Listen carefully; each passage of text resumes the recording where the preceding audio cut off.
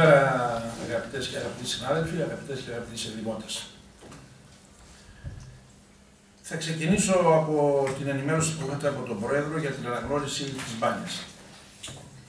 Πραγματικά είναι πάρα πολύ σημαντικό το να αναγνωριστεί αυτή η πηγή της Μπάνιας ως θεραπευτική και να είναι μέσα στις 18 θεραπευτικές πηγές της χώρας μας. Βέβαια, κάποιοι που γνωρίζουν την διαδρομή της επένδυσης αυτής ή κάποιοι που σοβαρά ασχολήθηκαν ή και την παρακολουθούν, δεν θα πρέπει να έχουν τέτοιου είδους ερωτήματα που κατά καιρούς ακούω έξω. Ξεκίνησε αυτή η επένδυση, ξεκίνησε να υπολειτουργεί όχι με νόμιμη άδεια, ήρθε το αντίστοιχο Υπουργείο, η αντίστοιχη υπηρεσία και αφαίρεσε την άδεια λειτουργίας και απαγόρευσε τη συνέχιση του έργου. Είναι έργο θυσίας για παρανομίες και παρατυπίες. Κάναμε πολλές προσπάθειες ως Δήμος να αποκαταστήσουμε ό,τι χρειαζόταν προκειμένου να προχωρήσει το έργο. Αυτό που έγινε, ότι το έργο πήρε μάλλον τα χρήματα υπάρχουν, πήρε μια παράταση μέχρι τις 31 Δεκάτου του 2013 να συνεχίσουμε το έργο.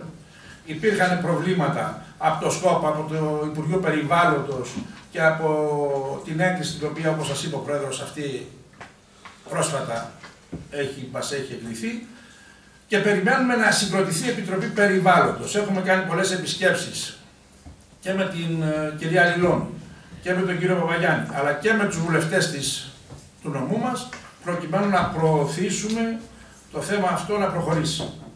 Έχει προχωρήσει από το ΣΚΟΠ, έχει μείνει η Επιτροπή Περιβάλλοντος. Ήδη την Τετάρτη έχουμε ραντεβού για τρίτη φορά με τη Γενική Γραμματέα, προκειμένου να το βάλουμε σε μια προτεραιότητα. Αυτή είναι η ιστορία. Δεν μπορεί να λειτουργήσει, γιατί ακούω κάποιους να λειτουργήσει και να λειτουργήσει. Μα δεν μπορεί να λειτουργήσει. Όταν στην Ελλάδα υπάρχουν νόμοι. Και όταν είναι ρητή η άρση και η απαγόρευση, πώς θα λειτουργήσει. Άρα να μην λαϊκίζουμε και να λέμε πράγματα, όλοι το, ποιος δεν το θέλει. Είναι μια επιχείρηση που μπορεί να λειτουργήσει και μάλιστα να δημιουργήσει και πόρους στην τοπική αυτοδιοίκηση. Εγώ και προσωπικά θέλω επιπροσθέτως να ευχαριστήσω τον κύριο Αγγελίδη, διότι τα πρωτότυπα έγγραφα που αναφέρονται στην πηγή από το 1930 είναι πολύ σημαντικά, στην προσπάθεια που κάνουμε να αναδείξουμε το ξινό νερό σε παγκόσμιο επίπεδο.